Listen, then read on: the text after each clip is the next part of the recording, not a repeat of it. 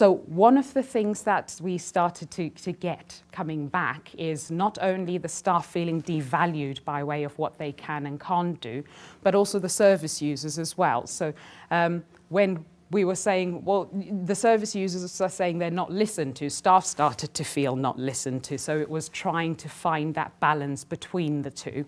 Then the other barrier was around tokenism, with particularly service users saying, oh, actually, you say you do co-production, but you don't really.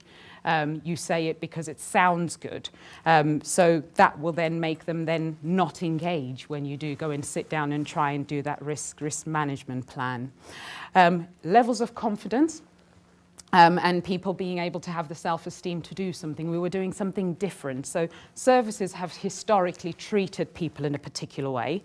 All of a sudden, we were trying to do something different with this sitting down and getting them more involved in being able to do this. So unfortunately, what we'd done before, it was hard to look at and see what it is that we'd done before to our service users, which has left them feeling unable to do the things that we were now asking them to. It made it like people would say, well, he doesn't want to engage in his care plan. Well, it's not because he doesn't want to engage in his care plan. It's because of how we've cared for them previously. So we've made them feel like this is something that they can't do. Then there was the language and the culture bit.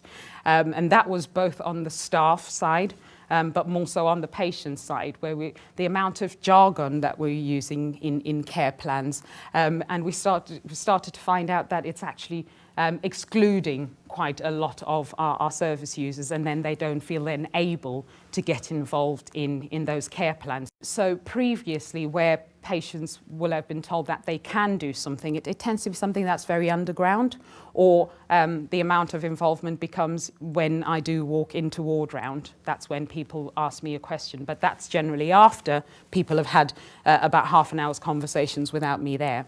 So we looked at that. That was something that was quite a difficult thing. So are we giving the right information about what our service users can do, and what it is that we are trying to do, so people can then be a lot more involved.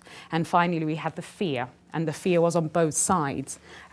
So first with the service users mostly saying actually they fear that they don't have anything to say, or if they say something that the staff don't like, that's going to cause them problems. But we found that there was also fear on the staff, or on the side of the staff, in that they were feeling that once again they were losing that power, losing their level of expertise in order for them to be able to work with those plans. And no, one size does not fit all.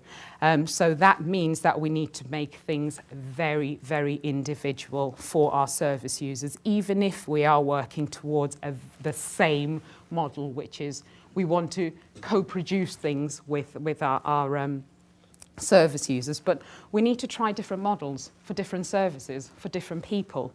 We also need to recognise that there are times when no one model will work, and you need to use a bit of that, a bit of this, and a bit of that for it to work for one particular service or one particular type of individual.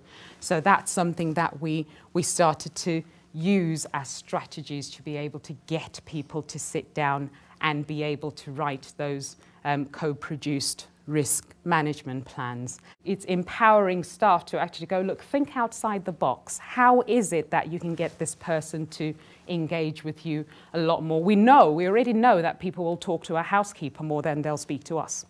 We already know that people will talk when they are, most at ease and not in a ward round situation or a one-to-one situation. So how is it that we can then do more of that and empower people to do more of that? Then we've also got to make sure that we continue to provide opportunities for people to be able to get involved as much as possible, building those relationships even further. Because if the relationship is not there, then actually being able to sit down and write a co-produced care plan is not going to work in any shape or form.